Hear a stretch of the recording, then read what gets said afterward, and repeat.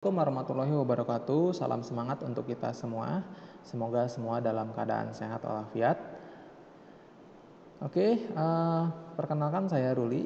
Kita akan membahas mengenai bahasan mata kuliah Internet of Things. Di pertemuan pertama ini masih perkenalan apa itu IoT, lalu bagaimana aturan perkuliahannya. Saya harap semua bisa memulai perkuliahan ini dengan penuh semangat dan kreativitas yang cukup tinggi. Yang pertama, aturan penilaian. Kita seperti biasa ada komponen formatif atau kuis, tidak ada susulan sebetulnya ya. Lalu ada tugas kelompok dan individu. Tugas akan saya berikan setiap pertemuannya dan juga digunakan sebagai sistem kehadiran di kelas. Lalu pengumpulan tugas nanti diupload di e-kampus sesuai dengan deadline yang akan saya tentukan di sana. Pertemuan total ada 16 kali ya, termasuk UTS dan UAS. Kehadiran minimal 85% UTS dan UAS. Wajib mengerjakan tugas karena nanti akan diambil sebagai nilai kehadiran juga. Tidak ada keterlambatan untuk mengumpulkan tugas. Jikapun ada, silakan berkoordinasi dengan saya.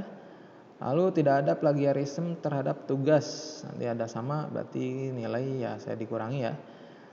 Lalu ketua kelas bertanggung jawab atas koordinasi perkuliahan. Dan perkuliahan pun akan saya koordinasi via grup WA. Jadi silakan kalau ada pertanyaan-pertanyaan ditanyakan di GWA kita ya.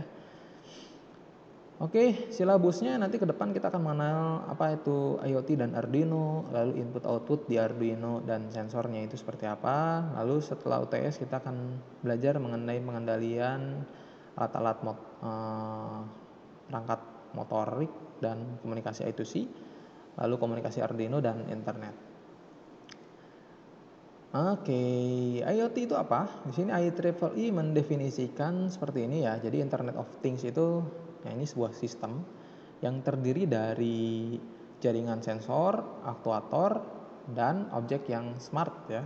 Tujuannya untuk mengkoneksikan semua benda, termasuk benda-benda keseharian ya, atau benda-benda industrial. Nah ini tujuannya adalah untuk membuat perangkat-perangkat itu jauh lebih cerdas ya, lalu juga bisa diprogram ya, lalu juga lebih capable untuk berinteraksi dengan orang atau yang lainnya ya, bisa dengan mesin lagi ya, itu juga bisa. Saya harap dengan perkuliahan ini kalian bisa menyimpulkan apa sih IoT sendiri menurut pendapat atau pemahaman yang kalian terima selama perkuliahan ini. Nah, selanjutnya adalah Internet of Things Ecosystem. Saya ini ambil dari IDC ya. Jadi ada 3 bagian besar di bidang consumer, governance, atau enterprise. Contoh di kehidupan sehari-hari kita di consumer itu ada vehicle ya, kendaraan, ini banyak. Contohnya kakak kelas kalian sudah banyak yang ada beberapa yang bikin produk itu terkait dengan vehicle atau kendaraan. Salah satunya adalah sepeda motor. Jadi mereka bikin sebuah smart motor gitu ya. Jadi menghidupkan controlling hidup mesin, matikan mesin, alarm, lalu juga bisa mendeteksi keberadaan motor tersebut melalui GPS. Nah, ada juga di bidang kesehatan, ada juga yang buat sistem monitoring posyandu. Jadi untuk bayi balita yang ditimbang di posyandu itu dia pakai RFID dan terkoneksi dengan website. Ada juga di government, contoh di lingkungan ada juga yang bikin smart farming ya, sudah banyak. Lalu juga ada yang bikin juga sistem monitoring di perikanan ya, atau ada juga di lobster kemarin yang terbaru itu bikin monitoring buat kolam lobster. Kalau di enterprise juga sudah ada yang bikin untuk sistem monitoring pendingin di data center, ada sistem untuk membantu perhitungan produksi juga ada. Jadi IoT ini sangat luas sekali bidangnya ya. Bisa lintas ilmu, multidisiplin ilmu, bagaimana kalian bisa memberikan solusi ke bidang-bidang lain yang ada di dunia ya. Contoh di sini ada smart home, ada juga nih yang bikin smart home energy management contohnya ya. Nah, kemarin ada satu mahasiswa bikin cadangan energi melalui alat solar ya atau tenaga surya. Jadi ketika rumah itu listriknya padam, apalagi di sini kan sering padam ya PLN. Nah, itu punya energy saver melalui tenaga solar tadi, sehingga semua alat IoT-nya juga tetap bisa berjalan melalui tenaga surya tadi. Lalu di healthcare ya, connected vehicle tadi ya, live entertainment, hobi juga ada. Yang hobi ini ada yang bikin smart aquarium karena dia hobinya tentang akuarium, ikan hias gitu ya. Dia bikin smart feeding, jadi dia bikin ngasih makan ikan otomatis seperti itu ya, tapi lewat controlling Blink ya, atau enggak aplikasi mobile atau aplikasi website juga bisa ya.